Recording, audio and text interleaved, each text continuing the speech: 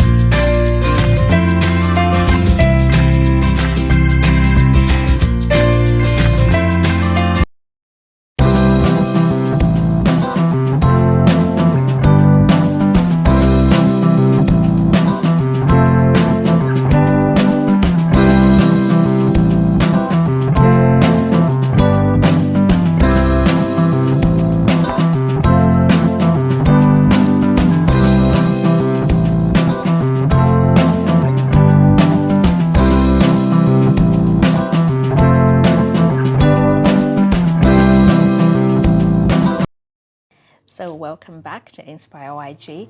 And then today I mentioned that I wanted, or we are going to talk about International Women's Day theme of 2023, which I really, really loved, which was hashtag Embrace Equity.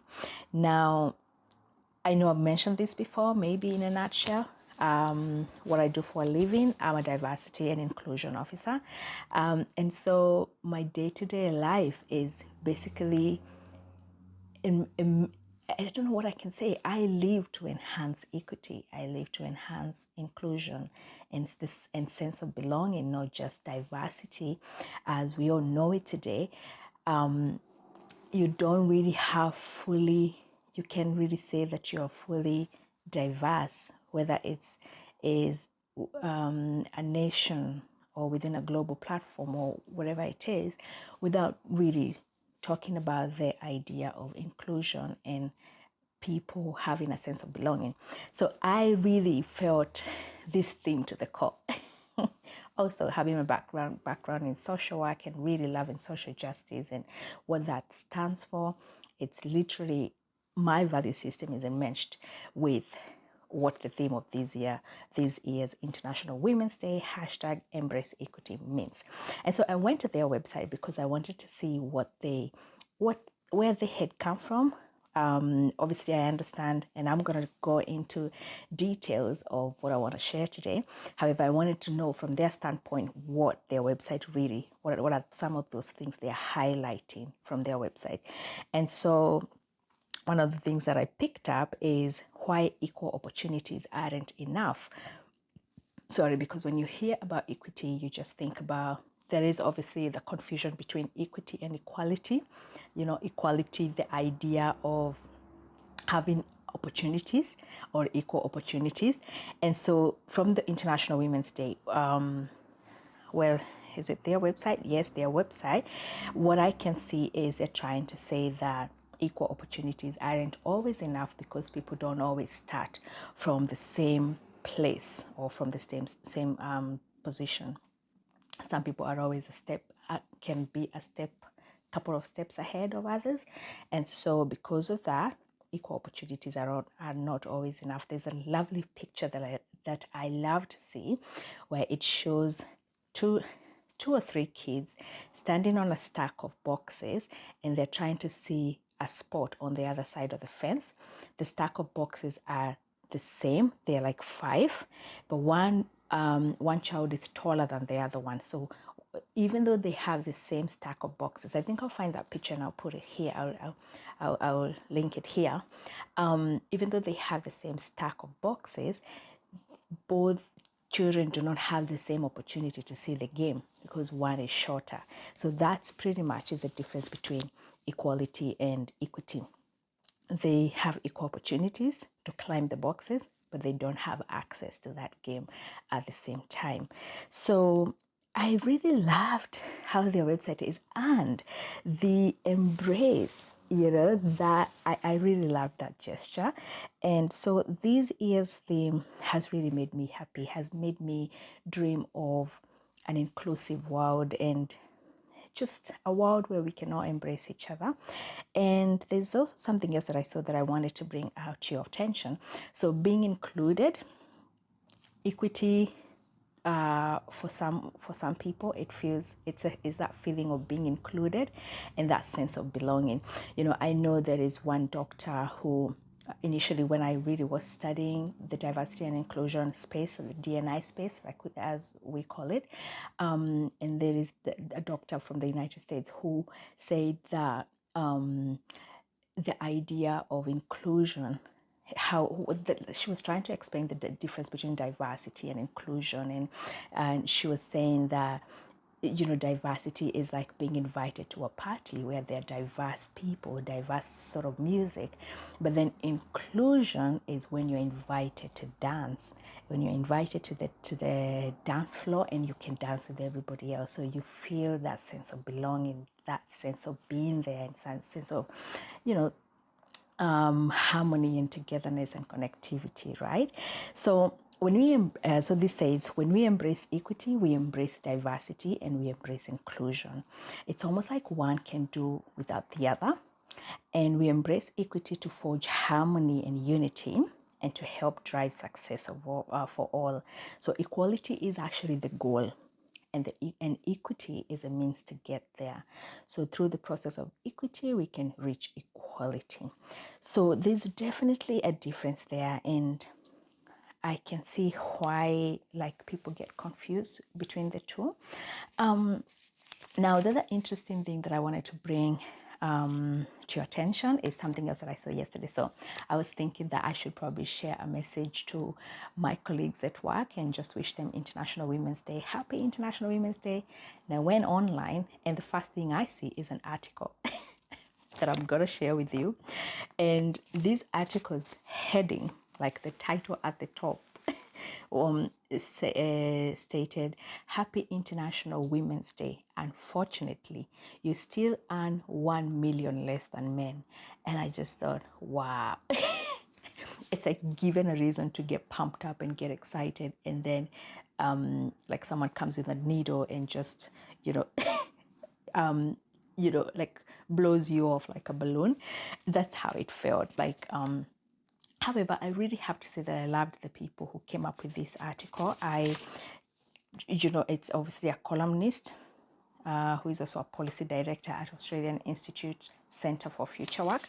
I really loved the research that they had done on this particular article. I'll just talk about what I highlighted from this article. Now, obviously, there was something to do with the different, and what I thought was maybe do a differentiation between equality and equity. And obviously, we have somehow attained equity. Somehow, I can say not equality in the Western world, and I can't even say that that's accurate. However, equity, we have a long way to go as a globe, on a global scale, and offering specific opportunities to an individual for them to achieve a common goal or a collective outcome. So what this article was talking about, some of the things that I highlighted were obviously that men tend to earn almost over $1 million dollars more than women in the workplace for the same kind of jobs. But the fact that countries like Australia still have got gender gap pay. So I'll link a bit of definition of the idea of what gender gap pay is. But what they did is they took percent, so it's a percentage difference between men's and women's pay. But the problem is how, and they were talking about there's a problem on how to count it, whether it's hourly or weekly, because in Australia most jobs people are paid per week. Obviously the rate is calculated per hour, but some people are paid per week and some people per fortnight. So what they were saying is, for example, the hourly pay gap, what people are paid per hour for women aged between 25 to 34 is 3.9%, but the weekly pay gap, what people are paid per week, is 18.8%. So, but they say it doesn't matter how you count it, because at the end of the day, there was still a gap. So they were saying that this adds up conservatively to women being paid about 1 million less than the median male earner during their working lives in today's money.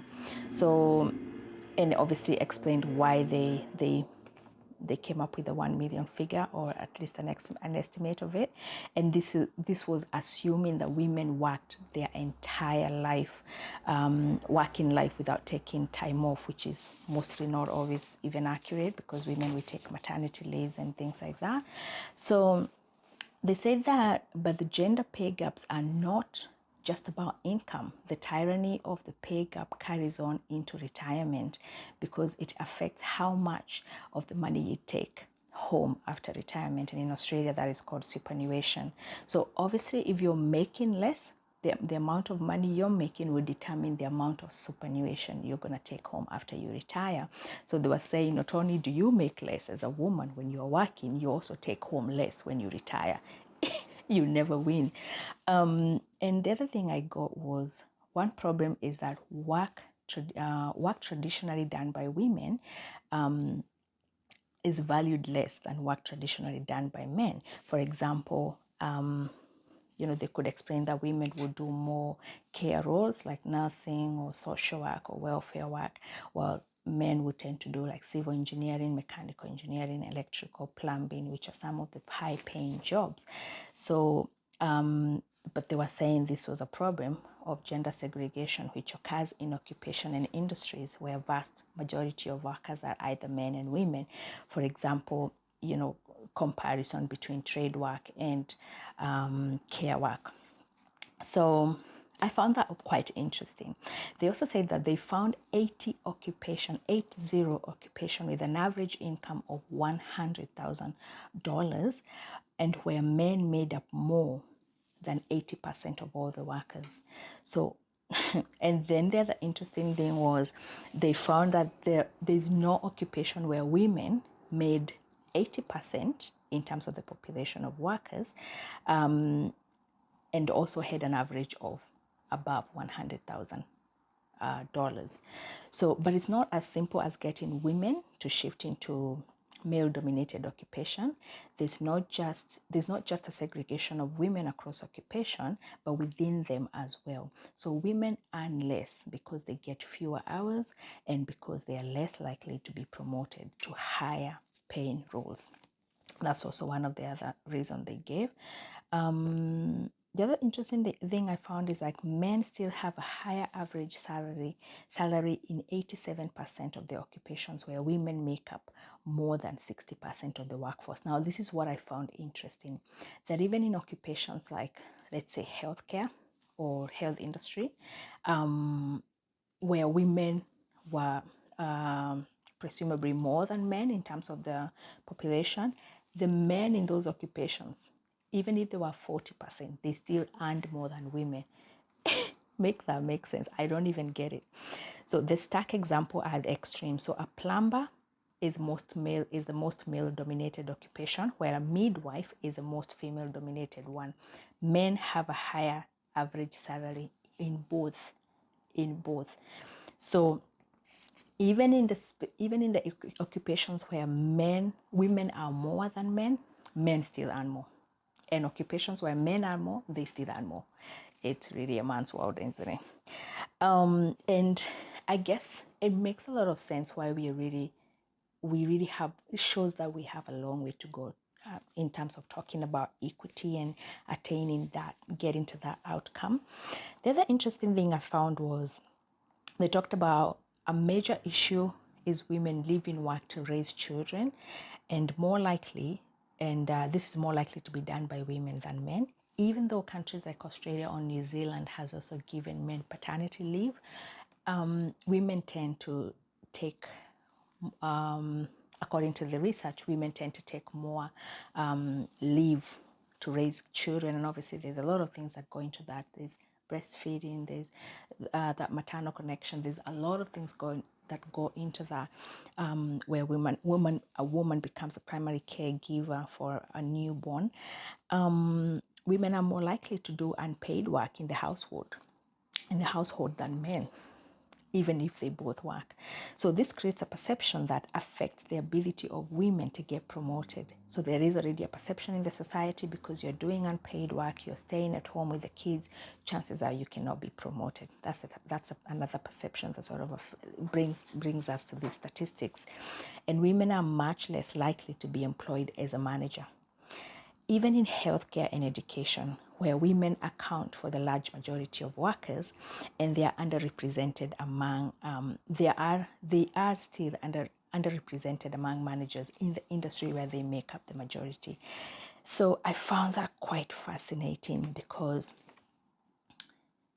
if women are, let's say, if women are the majority, let's say, for example, within healthcare or education, women are the majority, but they're not a majority in the levels of decision making, like executive positions and what have you, or they're not represented. It's you understand why we are here. We are where we are. This conversation can also go to other, marginalized groups, like, people of culturally diverse groups, culturally linguistic and diverse groups or communities. refugees, people who identify as refugees, people living with a disability. They could also, they could come. There could be statistics around that, why there's no equity around these groups. So they're saying so long as women are expected to do most of unpaid work because they earn less than men, they will continue to be given less and lower paid work, and the cycle will continue. I didn't know how to feel when I saw this article. I mean, there's a lot of truth in everything, and I'm sure all of it, there were a lot of graphs in it. I'll see if I can put some when I'm doing this editing, but it is evidence-based, and it's just, it broke my heart to know that, we are in a country like Australia, but they still have wage gap. I mean, like an engineer, there are still positions where a woman can be an engineer in the same field as a man, and the woman will be paid less than a man. It's there. It's the same within psychiatry. I believe there are those professions that is wide open, that is really open, that women are paid less than men doing the same job. It is obviously a very nice hashtag, embrace equity, but I think we have a lot of work to do, and we cannot do this work alone. We need men in those positions of power to think of diversity. When you talk about diversity, we don't just talk about we talk about women as well in positions of power. We talk about that distribution of decision making, because then we have productivity, because we are literally listening to all voices to get new ideas, to get different points of view, and different, because I believe men and women view life from a different angle and from a different lens. And for example, in an organization setting, if you have those different lenses or different perspective. Imagine you're solving a problem, but you've got different perspective. Imagine the amount of solutions you would have on your table to choose. That's what I feel a lot of organizations and even governments across the world, or governing bodies across the world lack, when they lack diversity. So I hope this is a conversation that will continue in different countries, in different spaces, in different organizations where they haven't yet started having that conversation. And hopefully one individual after another, one organization after another, one nation after another, we can get somewhere, at least in the next couple of years. I would feel really devastated to see this kind of news 10 years, 20 years from now. I hope to see some kind of changes, probably by the time I'm retiring. I hope to see some kind of changes. So thanks so much for popping in. I would like to hear from you what you did on International Women's Day, and also what you thought about hashtag embrace equity, and what are your takes on everything I've shared today. So thank you so much for popping in, and I hope that you have a lovely rest of the week, and see you soon. Bye. God bless.